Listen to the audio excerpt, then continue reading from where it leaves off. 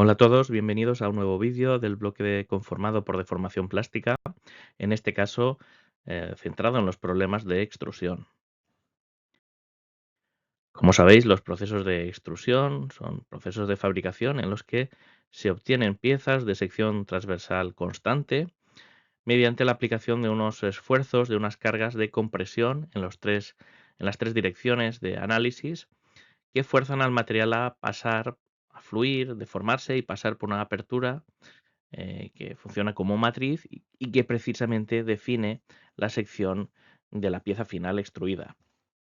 Además, si bien ese material extruido siempre fluye en la misma dirección que la fuerza aplicada, puede fluir en el mismo sentido en el caso de la extrusión directa, en sentido opuesto en los casos de extrusión indirecta o invertida, o bien en procesos mixtos que combinan ambos flujos simultáneamente, en el mismo sentido y en el sentido opuesto, siendo casos un poco más particulares o más especiales.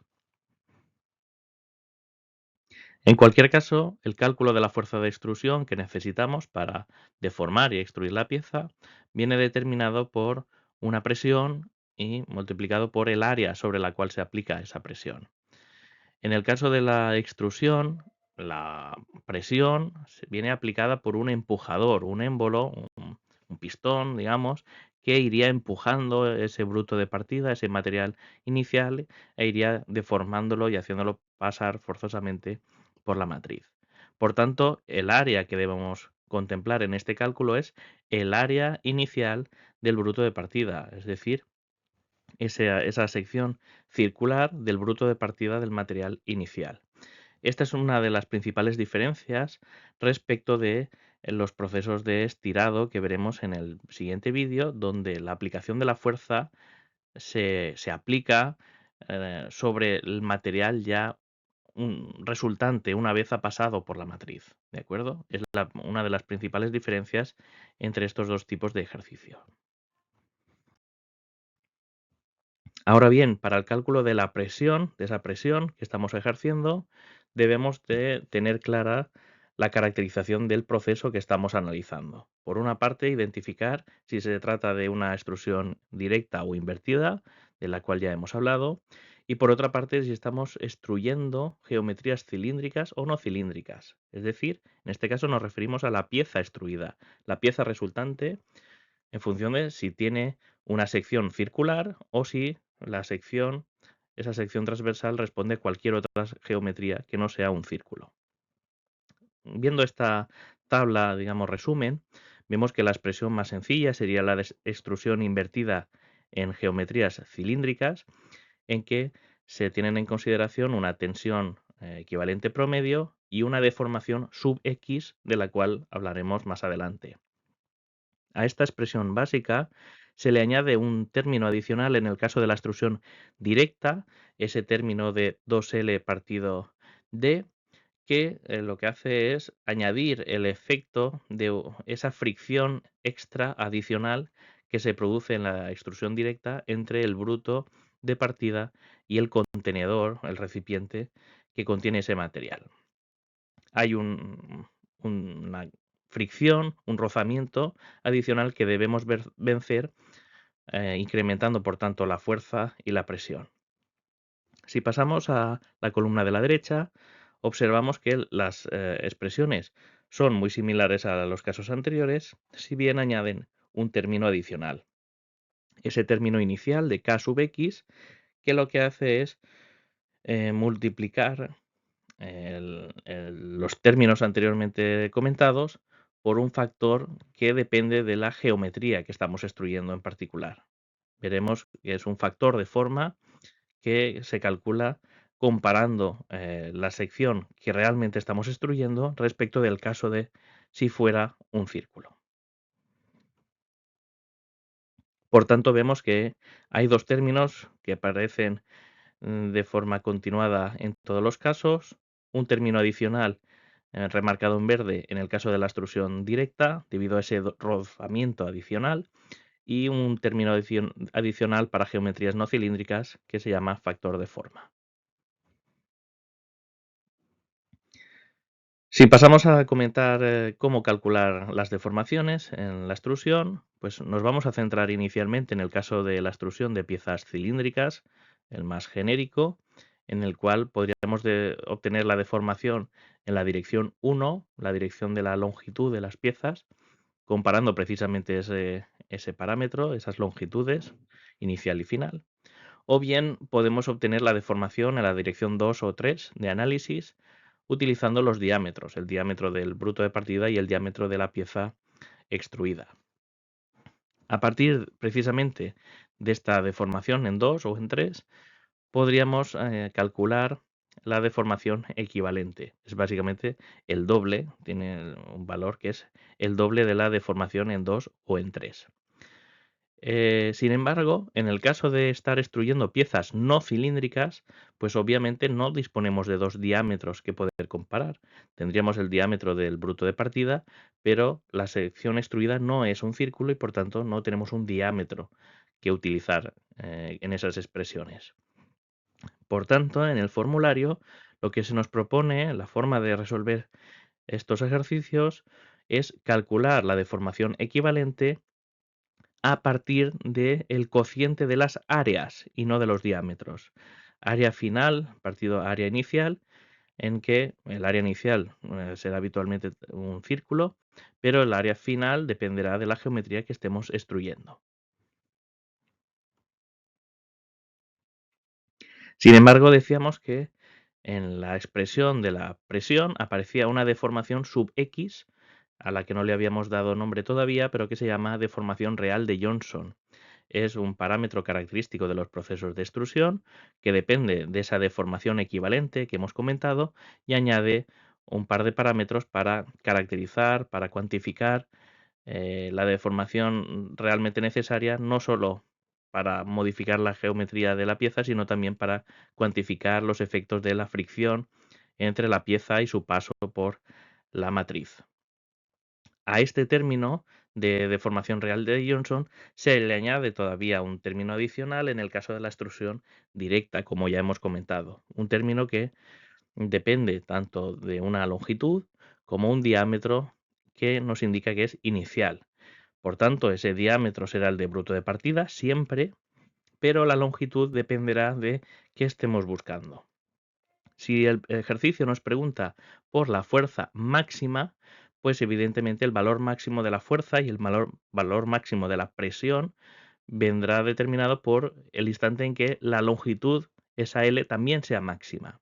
Es decir, nos está indicando que el instante en el que mayor fuerza debemos aplicar es precisamente el instante inicial, porque es el momento en que mayor superficie del bruto de partida está rozando, friccionando sobre el contenedor.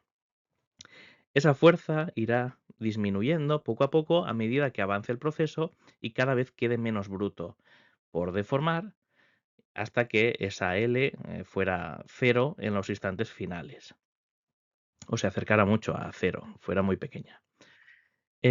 Por tanto, si nos piden la fuerza máxima, esa L será la longitud total del bruto de partida. Pero si nos estuvieran preguntando por la fuerza media, una posible solución sería sustituir ese término L por la mitad de la longitud del bruto de partida. ¿De acuerdo? Vamos a continuar, pues. En la parte de cálculo de la tensión equivalente promedio, en este caso las extrusiones son procesos en una única etapa. No se prevé inicialmente que haya un endurecimiento previo por procesos previos y por tanto lo más habitual será aplicar directamente esta forma reducida del cálculo de la tensión equivalente promedio, la aplicable para las primeras etapas, en el caso del laminado, como vimos en vídeos anteriores, y se podría resolver de esta forma más sencilla.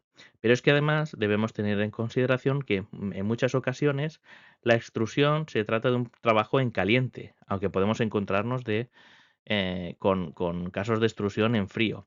Pero es muy habitual que sea un trabajo en caliente y por tanto no haya un endurecimiento por acritud.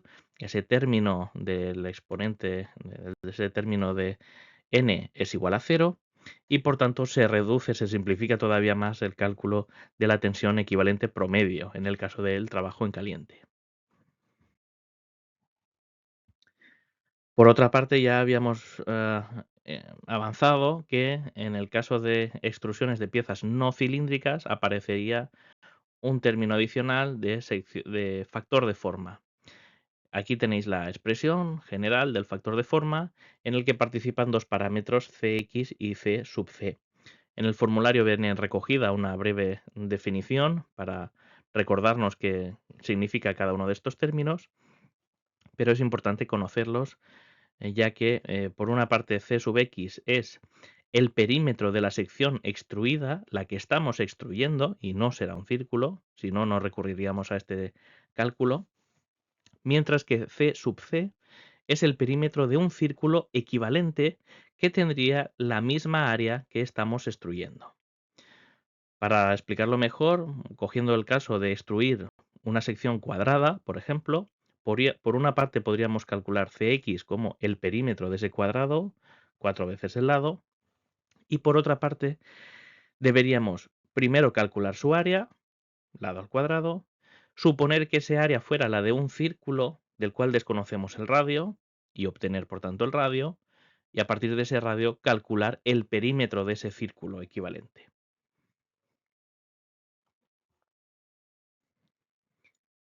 Una vez hayamos podido calcular tanto la presión como multiplicado por el área inicial tengamos la fuerza de extrusión, es momento de determinar también la potencia de extrusión.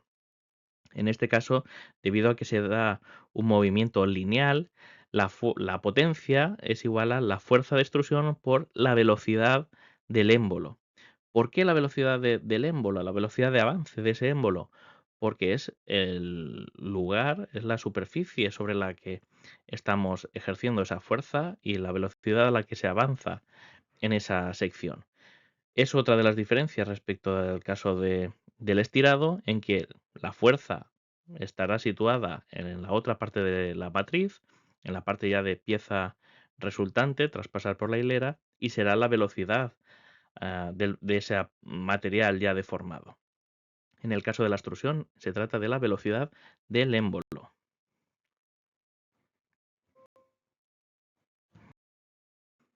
Podría darse el caso de que, aunque necesitemos la velocidad del émbolo o la velocidad en ese área inicial, no dispongamos de ella y el enunciado nos hable de la velocidad a la salida. Pues de forma similar a casos anteriores, como el del laminado y en todos estos ejercicios, podemos aplicar el criterio de que se da un flujo volumétrico constante y por tanto el área inicial por la velocidad en ese material inicial es igual a el área final de la sección ya extruida por la velocidad a la que fluye esa pieza extruida. Con con ese balance, digamos, esa igualdad en el flujo volumétrico, podríamos obtener los datos que queden por cuantificar o que no dispongamos de ellos de manera directa. Finalmente, uno de los aspectos que también son típicos en este tipo de problemas es el cálculo de la longitud del perfil que somos capaces de extruir.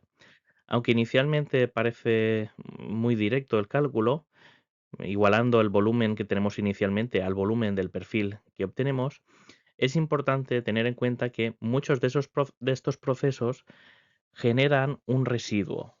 Hay una parte de ese bruto inicial, de ese material inicial, que por las geometrías de la matriz o del contenedor o del proceso no son capaces de extruir la totalidad de ese volumen de material y queda un residuo que se llama habitualmente culote. Un culote que puede tener forma de tronco cónico o forma cilíndrica o diferentes geometrías en función de el tipo de contenedor y de matriz, pero que son un residuo, es una parte de material que ha sido deformado pero no llega a extruirse, no llega a convertirse en perfil extruido.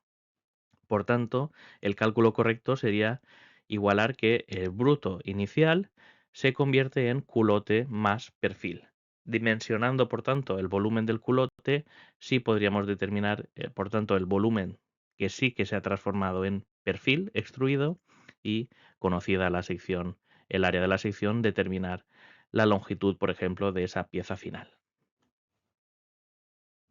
Y hasta aquí el vídeo de extrusión.